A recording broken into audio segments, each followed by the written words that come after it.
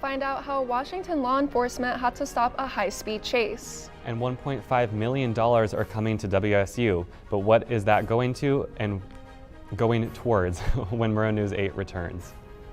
From the Northwest Public Broadcasting Studios on the campus of Washington State University, this is Murrow News 8. Good evening, I'm Catherine Jones. And I'm Alex McCollum. Welcome to Murrow News 8. Last night, Brandon Runkin, a 29-year-old man from Walla Walla, was arrested on charges of felony eluding, DUI, and theft of a motor vehicle after a WSU police officer engaged in a chase with the suspect. Whitman County Sheriff Brett Myers explained the details of this case and why it was such a dangerous situation. All in all, it was a very fast-moving pursuit, 45 to 50 miles, speeds of excess of 100 miles an hour. The driver was believed to be under the influence, putting other drivers at risk. That's certainly a risk to the safety, and that person needs to be stopped and held accountable.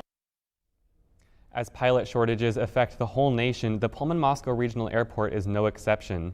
According to Airport Director Tony Bean, Pullman-Moscow saw its number of scheduled daily Seattle flights reduced to just 2 during spring break.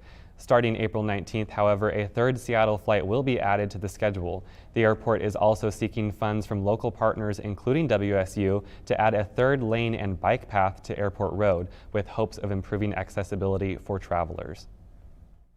A rock quarry that was proposed originally in 2019 is looking to be underway at Kamiak Elementary School. Our reporter Connor McAvoy is live at the scene with more details. Connor? A proposal the City of Pullman has officially made a recent discovery wanting to have a rock quarry outside of Kamiak Elementary. You can see right this proposal initially in 2018, but shut down due to residents and worrying about student safety from different students and children as well, and also the safety of the environment overall. This proposal was recently put in again this year. The Deputy Director, R.J. Lott, who spoke with the Moscow Daily News, said that parents and residents are to speak any issues to the city until April 11th, and there'll be ways of formal communication over any concern overall. And the project were to get up, take a lot of time, about 15 years in the making, once the project is going. So it'll be a lot of time before that actually gets put in place. Reporting live in Pullman, I'm Connor McAvoy. Back to you guys at the desk. Thanks, Connor. A rural waste cleanup will take place on Saturday in Deary, Genesee, Troy, and Moscow. You can bring household trash, but no hazardous or e-waste will be accepted. To find drop-off locations, you can visit the Latah County website. The 46th Murrow Symposium concluded yesterday evening after 2 days of panels and events highlighted by Ann Curry. But that is not the end of symposiums on the WSU campus. The Carson College of Business is having their inaugural marketing symposium that will take place on April 13th from 9:45 a.m. to 3:10 p.m. in the Cub Junior Ballroom. The marketing symposium is free and open to the public. According to WSU Insider, the WSU Department of Accounting has received an anonymous $1.5 million gift to set up an endowment supporting its highest priorities. The gift will help increase focus on high-impact learning practices, pursue excellence in teaching with an innovative curriculum, and better recruit and retain diverse and underrepresented students. The WSU World Music Ensemble Crimson Ties will hold a concert from 12:10 to 1 p.m. tomorrow at the Terrell Library Atrium. According to the WSU Events website, the concert is a part of the Atrium Recital Series and will feature music and instruments from around the world. Tracy Gillig, Assistant Professor of Communication, was named this year's winner of the Faculty/Staff Distinguished Achievement Award by the President's Commission on Gender Identity, Expression, and Sexual Orientation. According to WSU Insider, this award demonstrates WSU's commitment to fostering a more welcoming campus culture and climate and shows LGBTQ+ employees that they are seen and valued in a vibrant part of the university community. Well, this weekend is your last chance this season to enjoy a fun activity. And this former Coug athlete just opened a business. Stick around to learn what and where it is.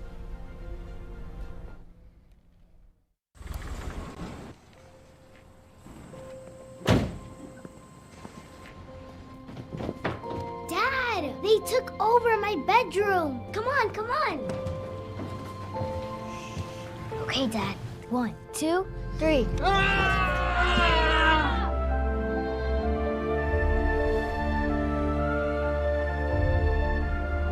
Dad!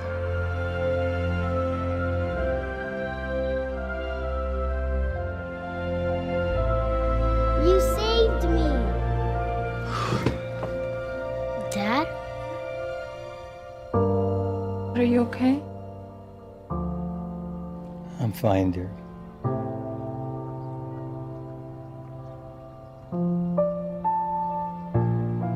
Your hero needs you now, and AARP is here to help. Find the care guides you need at aarp.org/caregiving. The Palouse Ice Rink's final day of the season is on Sunday. The rink will host the public for free with curling from 11 to 1, skating from 2 to 4, and a hockey appreciation party from 4:30 to 6:30 p.m. This may be the last time the old rink will be open, as the new rink is scheduled to open this fall. The Disability Action Center Northwest is holding a mental health awareness walk this weekend. According to the Latah Alliance on Mental Illness, the walk is from 9:30 a.m. to 12 p.m. on Saturday at the Palouse Clearwater Environmental Institute Nature Center in Moscow. Check-in for the walk opens at 9:30 and the event itself begins at 10 a.m. Registration is available on the Latah Alliance Mental Health website. Common Language Brewing Company just opened in downtown Spokane. Sean Owens opened the restaurant with 5 business partners: Jeremy Johnson, Chris Durant, Alex Lowry, Charlie Thudium, and Dallas Hobbs, a WSU football alum. According to the Spokesman Review, they hope Common Language Brewing Company will be welcoming and inclusive place that supports career advancement of women, people of color, and the LGBTQ+ community in the craft beer industry. Well, the weather has been beautiful today, Gillis. I'm loving the 60-degree temperatures. Is that going to last?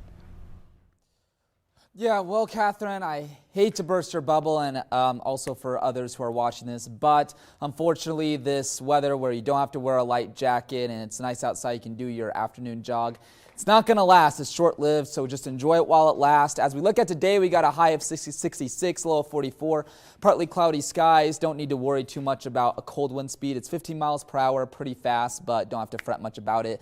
But looking at tomorrow, though, it looks like we take a nosedive down to 54 degrees and a low of 32. So not as functional in the morning time when you're waking up, a low of 32 degrees. And then the wind speed kicks up to 21 miles per hour because that's when we're going to be getting a storm system soon, but I'll get to that in a sec. But for now, let's look at the Washington State map, and it looks like over here 67 degrees in Spokane, so not much of a difference. But we go over to the Tri-Cities in the low 70s, and Yakima the same, and that's about 15 degrees above average given this time of year. Since it's the month of April, it's in the mid-50s during this time of year. And then Seattle and Olympia are the same in the 70s, and then a very functional overnight low, which you can get out and walk a little bit in the mid-40s. So that's about 15 degrees above average over on the west side for this time of year. But let's look at the state forecast, or the 5-day forecast, excuse me. And then here, let me go ahead and step out of the way.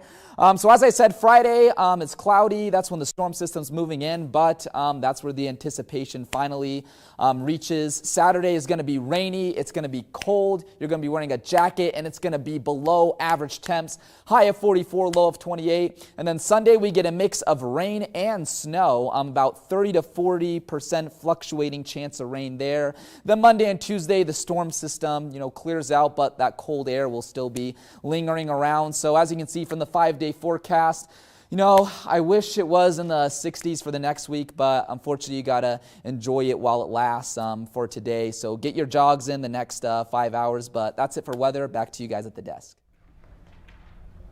Thanks, Gillis. I have to say I sent home all of my heavy coats with my mom, so I'm not really prepared for this weather. Yeah, I also prematurely packed away a lot of my winter sweaters, so not excited about that. A less traditional sport is about to enter the postseason push. And the return to the diamond is finally here, but not for a local team.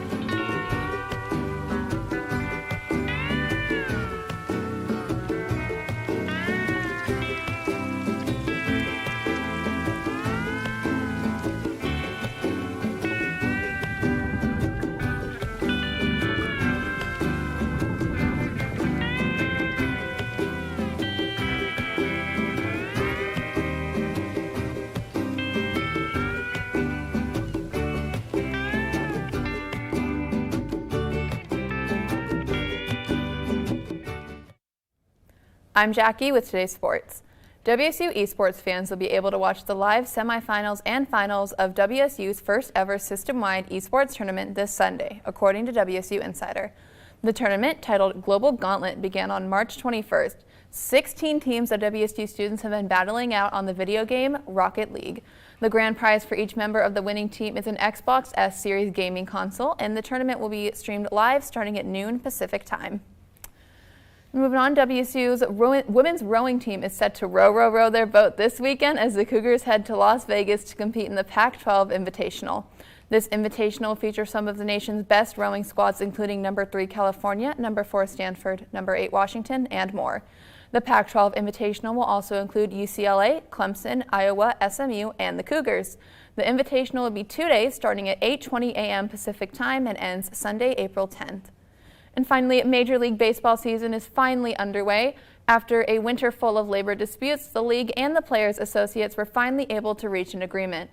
While only losing just a week's worth of the season, the Mariners were set to open their season today against the Minnesota Twins, but they had to cancel due to the rain. But they will be in action tomorrow at 1 p.m. Pacific. And that is all I have for sports. Back to Alex and Catherine. Thanks, Jackie. Pullman and Whitman County are known for lentils. This year, there will be a voice for their celebration. And an end-of-the-year celebration across the border. Don't go anywhere. Let me tell you about the toughest guy on earth. He does the work of 2 jobs, but only gets paid for one. He's tough enough to feed the man that gave him a lifetime of nourishment. He has the crazy strength to lift the man that raised him up without even flinching. That's right. No Employee of the Month bonus check here.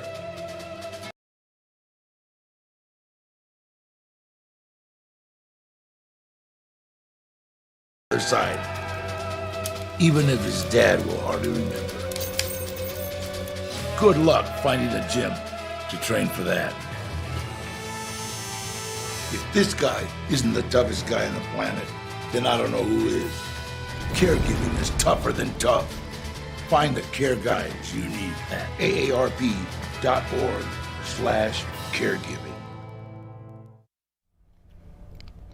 Country music is in the air this summer. Country singer Tyler Rich is set to perform at the National Lentil Festival this August. He has toured with renowned singers Brett Young, Justin Moore, Dan Plauché, and many more. Rolling Stone even praised him as the newest member of the country music's radio-minded incoming class. For more details on the event, you can go to lentilfest.com. The University of Idaho will be hosting their Family Weekend this weekend. According to their website, coming off of the heels of WSU's Family Weekend, Vandals and their families will be able to participate in events such as a photo video challenge, mimosa and wine yoga, or a research tour of woolly mammoth bones, and many more. Well, Alex, how exciting. We're going to get some country music at the Lentil Festival. Are you a fan? I like, original Taylor Swift and some Dolly Parton. I have to agree with that. Thanks for watching. Have a good night.